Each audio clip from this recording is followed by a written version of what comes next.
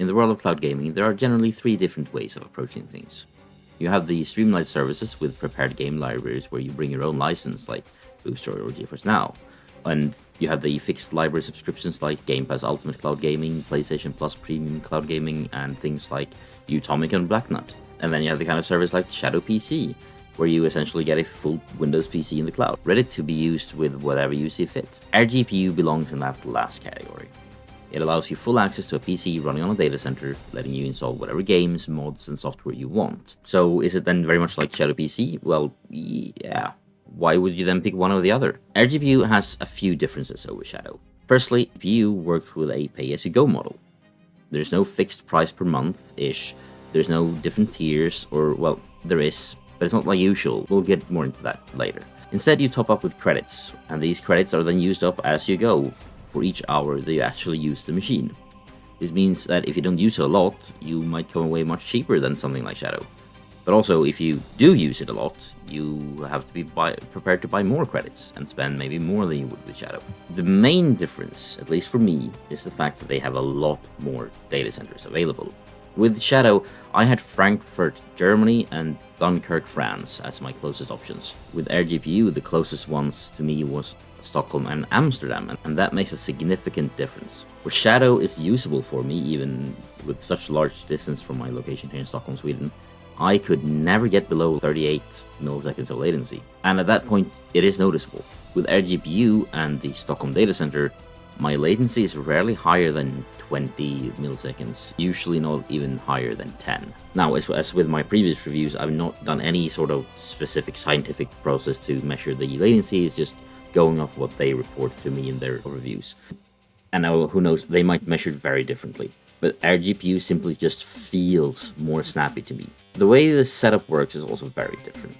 With Shadow, you have your different tiers, and once selected and paid for, you are up and running. airGPU technically lets you create multiple machines on different or the same data center. And since you only pay for what you actually use, you may want to create machines with different hardware configurations. A lower tier GPU and less RAM will cost you less credits per hour, at the cost of less performance, of course. But that might be just what you need. The cheapest configuration available here in Stockholm costs only $1 per hour, and that's with 720p streaming and the equivalent of a GTX 1080p, 16 gigs of RAM, and a 4-core CPU, with the highest performance tier costing $3.3 per hour, with a RTX 3080 equivalent GPU, 64 gigs of RAM, 4K streaming, and a 16-core CPU. Personally, I settled on a 1080p setup with 8 cores and a 3080 equivalent GPU. This lands me at $2.5 per hour of use. Now, each data center has their own different configurations available. For example, Amsterdam has AMD GPUs instead, and they cost between 75 cents and $1.75 per hour of use. So the exact setup and price can vary from place to place. But once signed up for free, you can just go into Create Machine and see what's available to you. Speaking of cost, the storage also needs to be taken into account. Because here you pay for storage once it's set up, no matter if you use it or not. 100 gigabytes, which is the lowest option, will cost you $7 per month, whereas the biggest one, that's 500 gigabytes drives, instead costs $35 per month. Now, this cost is deducted from your credits daily as a fraction based on the full month price. So, for example, my 500 gigabyte drive costs me something like $1.2 per day, even if I don't use it. Now, this means my credits will trickle away slowly even if I don't use the service at all. Before I set any of these up, I actually reached out to airGPU and asked them if they could hook me up with some credits to get started and check it out and see if it's something for me and something to review. And they hooked me up with $25, so massive thank you to airGPU for that. So, with about 3 or 4 hours of use so far over the past 2 weeks, my credits are now down to about 15 credits left. Most of that is due to storage fees, however. Now, that might sound like a lot. It's actually quite reasonable when you think about it. I actually, a few weeks ago, tried setting up my own setup using Azure Cloud, using their free tiers just to see if it was possible at least. And let's just say, I don't think storage is where airGPU makes any of their money. If I settled on something like 200 gigs of storage, which is not a lot, but also enough to do anything you want, that means you could play a bit more than 14 hours per month before the power tier of Shadow would have been more cost efficient.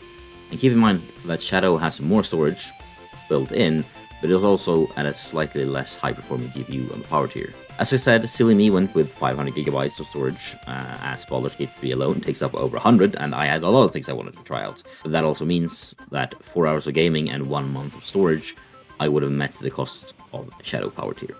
Of course, that's my specific configuration. I could configure a lower machine and have less costs, or a higher one if I needed that, if I wanted to do 4K streaming, for example. So over time, you can pretty easily find your setup that works the best for you and for your usage and for your costs. For me, however, the biggest benefit of airGPU is the data center locations. I had some issues with the GeForce Now app crashing the other day when I was playing a game, so I switched over to airGPU and I saw essentially no discernible decrease in stability, latency, or quality to what I was used to using GeForce Now. To me, living on the other side of town from the data center, even during hours when there's a lot of network congestion in general, it's basically like using a local PC. In the past, I tried using Shadow to edit my videos using DaVinci Resolve, but honestly, the latency of that made it quite a bit of a pain to do, so I switched over to different solutions. With airGPUs with very much lower latency, I could see myself doing that editing on DaVinci Resolve on airGPU instead of my current setup. The games I've tried so far both look and feel amazing on airGPU, and like with any other PC, mods and productivity are also on the table compared to options like Boosteroid or GeForce Now. One place where airGPU does lose points for me, however, is the user experience. Now, it's not bad, but it is nowhere near the streamlined nature of their competition. Spinning up an airGPU machine takes a few minutes, way longer than Shadow and definitely way longer than starting a game on Booster or GeForce Now or xCloud. Once launched into their website, you then need to go into Moonlight, which is an open source remote PC controlling app, and add the virtual machine there. This is not hard to do, and Moonlight is very good, don't get me wrong, but it is a nerdy app made by and for nerdy people. Now that is me, so for me it's not an issue. But if you're not a very technical person or not into PC usage and cloud computing at all, you may need some extra guidance to get started. And airGPU does their best at explaining what and how to connect. But compared to the single push of a button with a well thought out settings menu that Shadow has, for example, it is miles behind. No way around that. It is a bit of a nitpick perhaps, but it does show how important the user experience design is. Overall, airGPU does all that Shadow does at a more flexible price, not always cheaper, and a more flexible configuration setup. Its biggest strength is the data centers. While Shadow does a lot of black magic with their streaming to improve things, there is no way around the fact that the data center locations are an issue for them. If you don't live near one, it is a problem. airGPU gets my seal of approval. It has room for improvements, mainly in things that are honestly quite easy to fix, like user experience. Like having a fork of Moonlight that is just auto-configured with your account. Things like that. But it's definitely a great alternative to buying a powerful PC or to their competition. If you live near a ShadowPC data center, you may actually want to stick with them. But if you, like me, live hundreds of kilometers away, if not 1,000, I think it's something like 1,500 kilometers, airGPU provides a solid alternative that will actually do the job a lot better. The company behind airGPU also has a more streamlined Linux-based product that it's recently launched called Cloud Deck, which I'm actually really excited to take a look at soon. So stick around the channel and find out more when I do. Would you try out airGPU? If you do, then let me know what you think. If it's not something for you, then let me know why. I think there's still room for more competition in the cloud gaming space, and I think airGPU is doing it in an interesting way.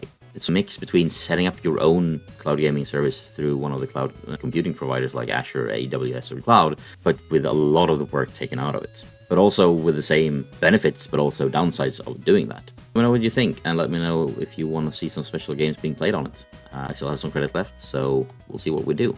See you in the next one. Goodbye.